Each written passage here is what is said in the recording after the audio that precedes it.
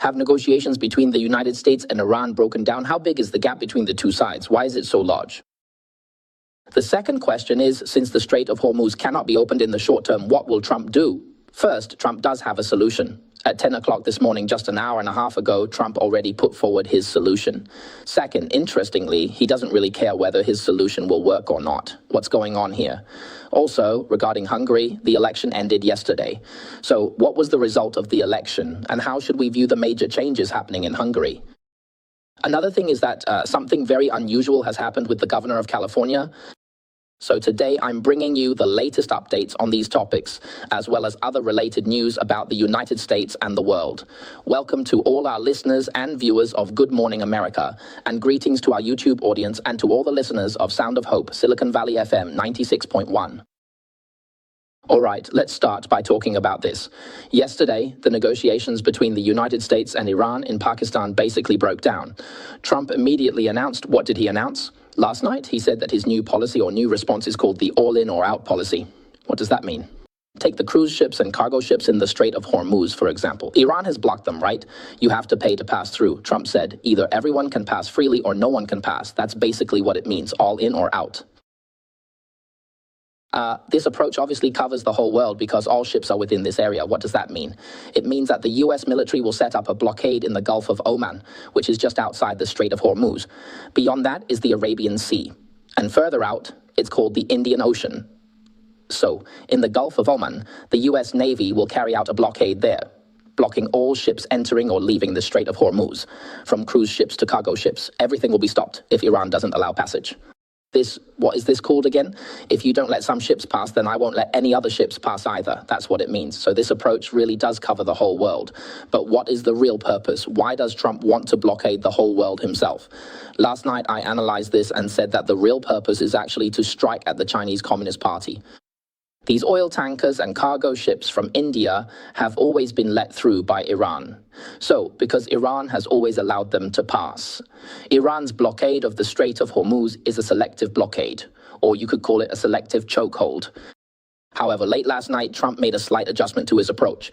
So, late last night, the US Central Command issued a statement saying that starting from 10 a.m. today, all ships docking at Iranian ports will be blocked. Only ships related to Iran will be blocked. According to the president's announcement, the Central Command issued a statement saying that starting from 10 a.m. on April 13th, all maritime traffic entering or leaving Iranian ports will be blocked. All right. The Central Command stated that this blockade will be enforced fairly on all ships from any country entering or leaving Iranian ports and coastal areas, including all Iranian ports along the Arabian Gulf and the Gulf of Oman. However, Central Command forces will not interfere with the free navigation of ships traveling to and from Iranian ports through the Strait of Hormuz. Simply put, what does this mean? It means that Iran is blocking all ships from around the world in the Strait of Hormuz, but allowing its own ships and those of its allies to pass. And who are its allies? The Chinese Communist Party and also India. Now the United States is saying, I will allow all ships from around the world to pass. This refers to blocking Iranian ships and those of Iran's allies. This is clearly a counter-blockade targeting Iran, isn't it?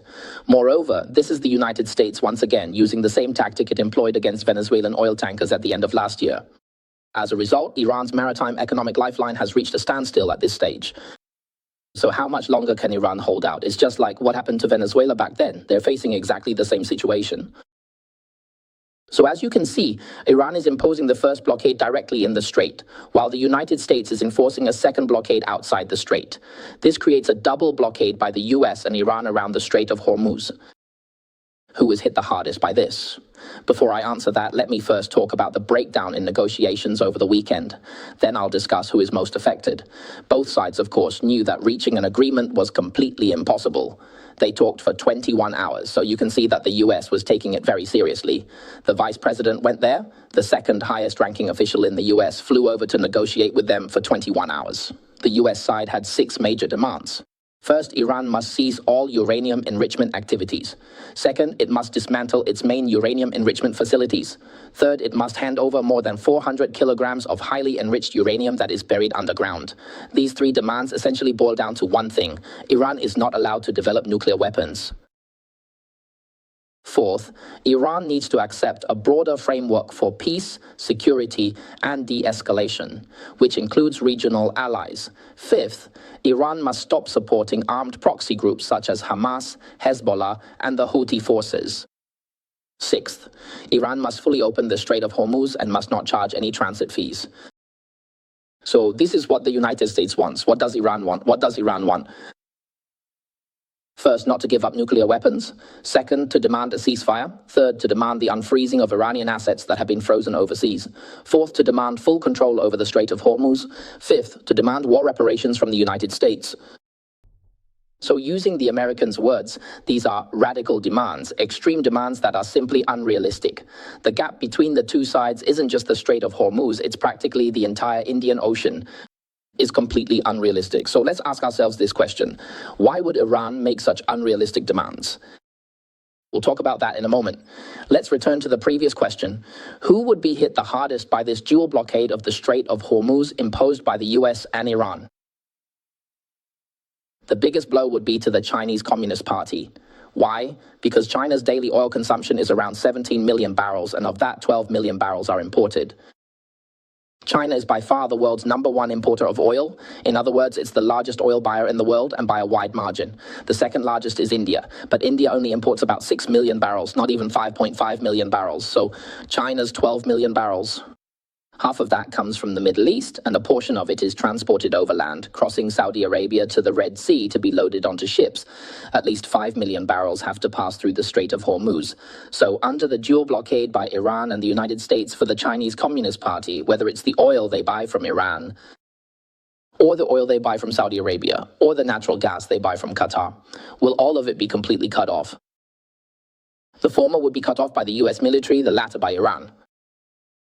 So China would have no oil. In the Middle East, it would be completely cut off from oil. What would it do without oil? It could only search the world for oil, buying at high prices. While it is buying at high prices, other countries are also scrambling for oil. So in this situation, those small oil-producing countries like Nigeria and Algeria, for example, they would suddenly become very powerful. Not only would prices go up, but they would also demand that all transactions be settled exclusively in US dollars. This would bring 3 major consequences for the Chinese Communist Party. As you know, as I just mentioned, if the Strait of Hormuz is blockaded, it would completely cut off the CCP's oil supply, whether it's from Iran or the Gulf countries. The 3 major consequences brought about by this global turmoil are, first, the CCP would be forced to pay a higher price for its oil imports. Second, it would rapidly and massively deplete the CCP's US dollar reserves. And third, it would deal a blow to the domestic economy, which is already sluggish and, in fact, in a state of this so-called economic deflation in China would then be hit with imported inflation, making the already struggling Chinese companies' profitability even worse, truly adding insult to injury. Originally, there was already no one buying their products, so it was hard to make a profit. Now, with rising costs, what can they do?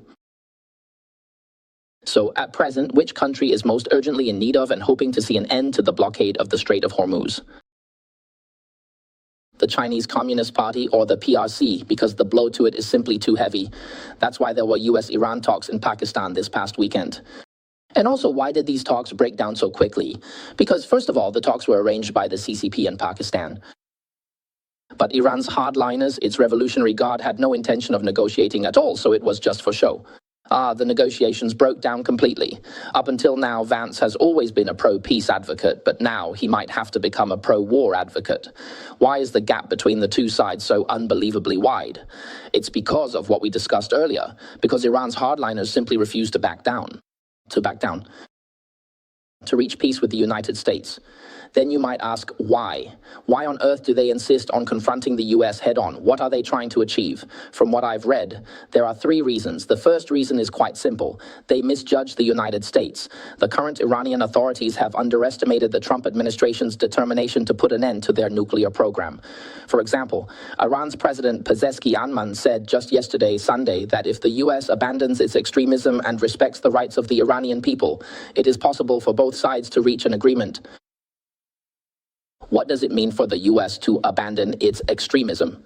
Right, let me translate that for you. It means they hope the US will make major concessions.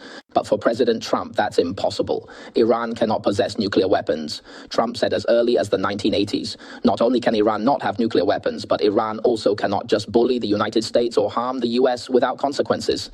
That's the first issue. Iran has misread this reality.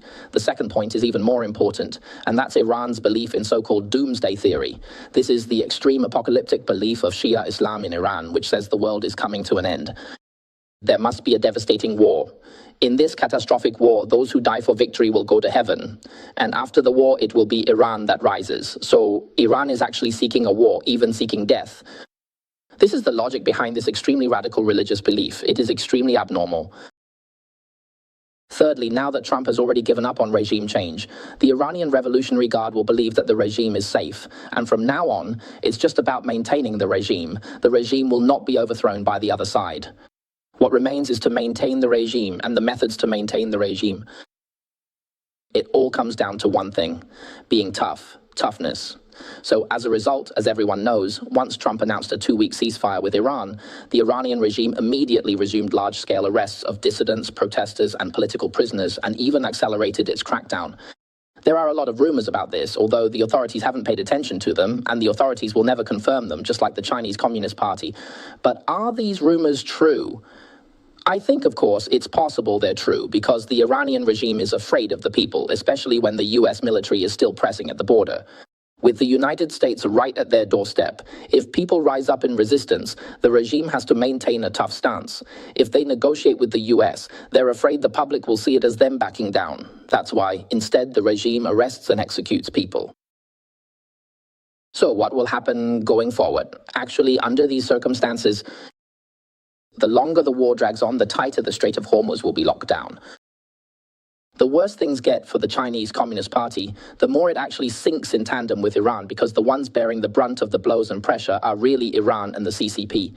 Now, China's exports are all being affected, and actually this impact on exports is all indirect. But according to the latest report from Reuters, China's export value in US dollars is expected to grow by 8.6% year on year. However, in January and February of this year, the growth rate was 20% and 22%, so this increase has clearly slowed down. So, comparing March to January and February, China's trade surplus in March will narrow from 214 billion US dollars in January and February to 108 billion US dollars. That's the situation. It has shrunk by half. Meanwhile, the United States is in a very relaxed position. In fact, the longer the situation in the Strait of Hormuz drags on, the better it actually is for the United States. Why is that? Because countries around the world are rushing to the US and Venezuela to buy oil. All right, let's take a look at this chart. You can see this tanker here. I showed this to everyone last Friday and Saturday. These tankers were originally supposed to be on the right side of this chart, heading north and then turning toward the Strait of Hormuz to transport oil. But now they have to travel a great distance all the way to the Gulf of America to pick up oil here. This is the current situation. Because of the closure of the Strait of Hormuz, the United States is unintentionally making a huge profit from war. So quickly resolving the situation in the Strait of Hormuz is merely a moral responsibility for the US, not something that serves its own interests. To put it bluntly, that's just how it is. Now, the US is still making some small profits because Trump is using various methods to stabilize oil prices, including releasing strategic reserves, constantly putting out positive news, and repeatedly trying to prevent oil prices from rising. But if US production capacity increases, just think about what would happen if Trump stopped trying to keep oil prices down. Then the US would really be making a huge windfall. Right now, it's just making a small windfall. So doesn't this whole situation seem pretty bizarre to everyone? Iran originally thought it could chokehold the whole world and create chaos, but in the end, the chokehold ended up strangling the Chinese Communist Party and letting the US make a fortune. Now, the next question is, what will happen with the Iran war going forward? Trump said the war would be over in another 2 or 3 weeks. He said this a little over a week ago. So what's the current situation with the Iran war? Next, we need to answer a question. Let's try to answer this. How much longer will the Iran war drag on? First of all, will Trump's claim that the Iran war will end in 2 or 3 weeks actually come true? Obviously not. The Fox Business News anchor Barry Roma, better Roma but a Roma, just yesterday was interviewing Trump and asked him about his recent announcement regarding the blockade of the Strait of Hormuz. Is that enough to reopen the strait and bring down oil prices? This is what Trump said. In any case, oil prices will eventually come down. They might not drop at first, but the prices will eventually fall. That was his answer. When Iran was brought up, Trump said that the United States must prevent Iran from obtaining nuclear weapons. The reporter also asked Trump whether negotiations could resume. Trump said he doesn't care whether Iran returns to negotiations with the US. In other words, if they don't come back, it doesn't matter to him. Then the Wall Street Journal's headline today also reported two pieces of news. The first is this. This person named Besant, when giving a statement and during an interview, said that the United States is planning for the war to continue for another 8 to 12 weeks. Moreover, Besant said that the confidence to prolong the war comes from the fact that this war mainly affects Europe. Compared to Asia, the impact and pressure on the United States is relatively minor. So this means that the US is treating this Iran war as a strategic lever to simultaneously weaken both Asia and Europe. I don't think this is something the US is actively pursuing, though. This is just how things will turn out. As everyone knows, the main target this time, I've mentioned this many times before, but let me say it again, the biggest oil buyer is the Chinese Communist Party. Next is India. India's demand isn't as high as China's. It imports a lot of oil, mainly for processing and then reselling as refined products. But China really uses the oil itself. The CCP processes it into fuel for domestic use, and only 8% of imported oil is re-exported, while 92% is used domestically. So this really is the CCP's lifeline. And then there's Japan and South Korea. In fact, many East Asian countries, including Vietnam, the Philippines, and so on, don't have much in the way of reserves, so the impact on them is huge. Another major blow is to Europe. Even though Europe is aligned with the US, if something happens in the Strait of Hormuz, Europe will be forced into a difficult position. They can't just go back to Russia and say, even though we're at war with you, even though after you finish with Ukraine, you might come after us next. Hey, I'll still buy oil from you. That's impossible. Europe can't do something so self-contradictory, so Europe only has one option: to buy from the United States. So while they're at odds with the US, they also need American oil and natural gas. This is truly incredible. You know, Europe actually has its own oil. Did you know that? Of course, Norway has oil, but it's not enough. There's also oil in the UK's North Sea. Europe has simply decided on its own not to extract oil from the North Sea. It's just like how Germany shut down its own nuclear power plants and now has to buy energy produced from coal. So they really have no other options. What else can they do? Otherwise, they'd have to turn off the lights and blow out the lamps, right? This is the kind of absurd result brought about by these extreme policies. But anyway, let's analyze the current situation. Let me break down the related impacts. Many viewers or Trump's allies are already worried that the conflict in the Middle East will drag on. How will this affect the US midterm elections? I've mentioned before that when gas prices in the US were at $2.90, I said if by the midterm elections gas prices dropped to $2.40, then Trump might be able to win Congress. Why? Because ordinary people would clearly feel the benefits. A lot of elections are really about voting with your wallet, right? So in this situation, will Iran's temporary delay affect Trump's midterm elections? I would say yes. So will Trump take into account that this could affect his midterm elections? To put it simply and more accurately, the Republican Party's midterm elections, I think basically he won't, at least not much. When it comes to this kind of political calculation, Trump is much less concerned than traditional politicians. As everyone knows, Trump sees himself as the patriarch of America. What is his purpose or goal? From what I can see, he currently has two objectives regarding the war with Iran. The first is to eliminate the greatest threat to US national security for the next 50 years. When we talk about Iran, what I'm really referring to is the Chinese Communist Party. These are Trump's true intentions. A few days ago, he expressed this by retweeting a post, essentially saying that Trump wants to take back the Panama Canal, try to acquire Greenland, take control of Venezuela, and encircle Cuba to ultimately force Cuba to surrender. Even launching a war against Iran is all aimed at countering the Chinese Communist Party in order to safeguard America's security for the next 50 years. Because the only real threat to America's security is the Chinese Communist Party. There is no other country. So this is the #1 priority in Trump's mind. He just hasn't said it out loud. The second priority is to eliminate the security threats to Israel and the Arab countries for the next 20 years. Because if Iran were to acquire nuclear weapons, a small country like Israel simply couldn't withstand it. The entire country is only about 20,000 square kilometers, so there is no strategic depth or room to maneuver. Its citizens would have nowhere to evacuate. So, if a nuclear missile were to strike, the casualties would be enormous. Therefore, this is what Trump wants to do. He believes this is his duty as president. As for whether he might lose Congress, he doesn't really care that much. Compared to traditional politicians who are more concerned about immediate gains and losses, this is another drawback of democratic politics. Democratic politics has many advantages, but one of its drawbacks is that it only considers the next election. They can't consider the long term. But for Trump, he became president for the sake of the country. He doesn't actually need to be president at all. So he's different from typical politicians. He cares far less about praise or criticism directed at him than they do. There's an old Chinese saying, a man who desires nothing is strong, right? If there's nothing you can't afford to lose, you'll be especially decisive in what you do. You'll be particularly decisive or especially bold, daring to see things through to the end. To be honest, even in politics, those who can truly do a good job focusing solely on their work and not worrying about short-term gains or losses are actually using the best approach to governance, because fundamentally you will win over the American public. Actually, in 1982, Reagan also lost Congress, but that didn't affect his direction at all. In 1984, he won by a landslide, right? He brought America back and, in fact, gave the country 20 years of prosperity afterward. During the Clinton era, I think the booming US economy was still the dividend from Reagan. It was a continuation of what he started. So if his policies truly bring security to America and really revive the US economy, the American people will ultimately recognize that. Even if they don't acknowledge it this November, eventually they will. So that's my answer to the question I raised myself.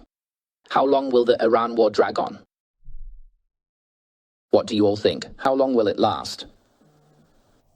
My answer is, it will last as long as it needs to, because in fact, the US is not in a hurry. The longer it drags on, the more it weakens America's biggest enemies, China and Iran.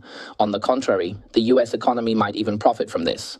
So what will happen next? Let me quickly explain. The US military has already deployed minesweepers and advanced underwater mine clearing systems. Of course, in this process, it's much easier to lay mines. They can all be deployed in just a few days, while clearing mines can take several weeks. Let me describe the specific situation. Over this past weekend, 2 brand new US Arleigh Burke-class destroyers directly passed through the Strait of Hormuz. Why did they do this? It was to test Iran's response and, at the same time, to reassure everyone that the strait is still navigable. First, torpedoes can't hit us. Second, Iran can't hit us either. And as expected, Iran didn't fire a single shot. No reaction at all. So next, the United States began preparing to clear mines.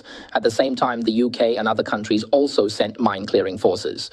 So what are the general methods for clearing mines? There are basically 3 methods. The first is the traditional minesweeper. What is a minesweeper? It's a ship with a wooden hull, or at least made from low magnetic materials, so it's less likely to trigger a mine. When a mine comes into contact with it, it's less likely to explode. Then they use sonar to sweep the area, clearing any mines they find along the way. This is the traditional approach. As for new technology, it's the use of unmanned underwater vehicles. In English, they're called UUVs, unmanned underwater vehicles. These have become the main force. Each of these small vessels is very compact, so in the coming days, the United States will be using them in this area. A large number will be deployed in the Strait of Hormuz. The main systems here include what's called the knife fish. These are unmanned underwater vehicles, and they can autonomously navigate underwater like torpedoes, moving back and forth on their own. It is equipped with high-resolution sonar, which allows it to conduct detailed mapping, detection, and classification of sea vessels. It can identify what kind of naval mines are present. Different mines require different approaches. Some are contact mines, some are triggered by noise, and some are what you call influence mines. So it needs to recognize them, and the methods for detonating them are also different. So, what about these unmanned vessels? These unmanned boats can operate for long periods of time with very low risk. Even if one of them gets blown up or something like that, the loss isn't significant. They are capable of working in complex underwater environments. This is the latest technology. In addition, there's another thing that works together with it called the Littoral Combat Ship, or LCS. What is a Littoral Combat Ship? It's a ship designed for operations near the coastline. It carries the entire minesweeping system, but unlike a traditional minesweeper, this ship doesn't actually enter the minefield. It stays at the edge of the minefield acting as a mothership and then launches many unmanned boats. When these encounter the corresponding naval mines, they can simulate, especially for acoustic mines. They can mimic the signals of ships to detonate the mines. That's basically how it works. So that's basically it.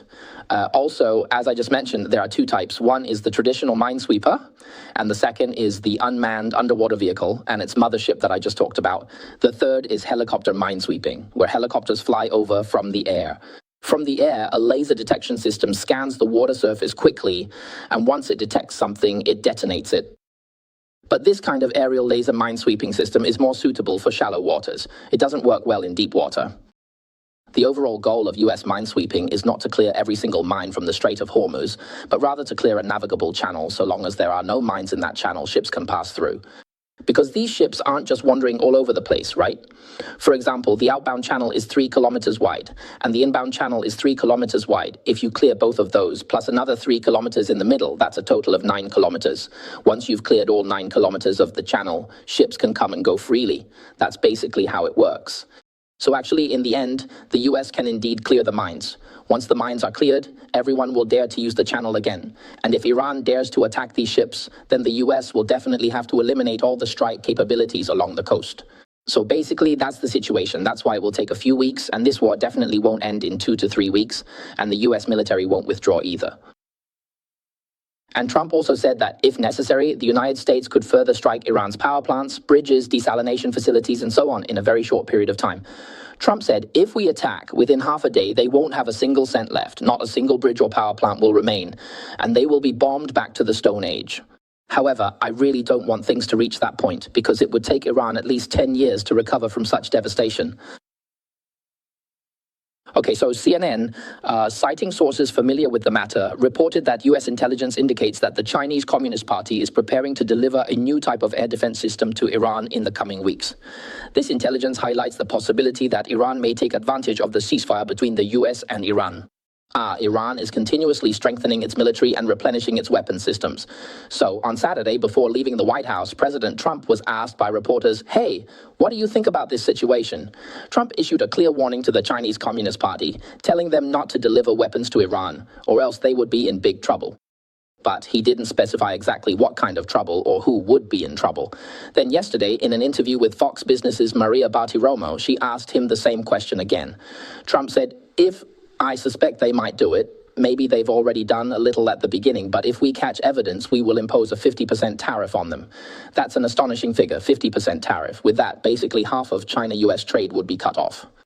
So, well, to sum up this aspect, the Gulf countries see a lot of uncertainties in the situation of war with Iran.